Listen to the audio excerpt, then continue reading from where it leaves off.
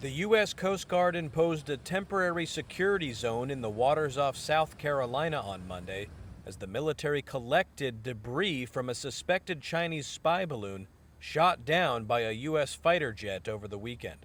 China called the shooting down of the balloon an obvious overreaction and urged the U.S. to show restraint over the episode.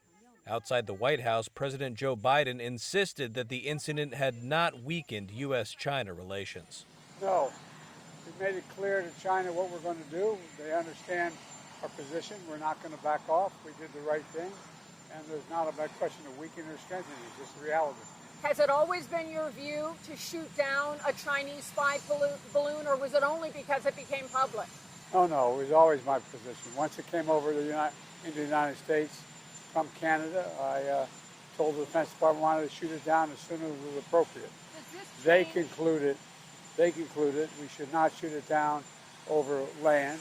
It was not a serious threat, and we should wait till it got across the water. The balloon led U.S. Secretary of State Antony Blinken to postpone a planned visit to China, but as of Monday, there was no update on when it might be rescheduled. We haven't had conversations at this point about rescheduling the trip. The White House said lines of communication would stay open, but that the ball was in China's court. It's up to China to figure out what kind of relationship that they want. Meanwhile, Air Force General Glenn Van Herk, who was responsible for bringing down the balloon, said previous spy balloons had flown undetected by the U.S. military in what he called a, quote, awareness gap. The Pentagon said over the weekend that Chinese spy balloons had briefly flown over the United States at least 3 times during President Donald Trump's administration and 1 time previously under President Joe Biden. Van Herk said the balloon shot down on Saturday was 200 feet tall with a payload underneath that weighed a couple thousand pounds.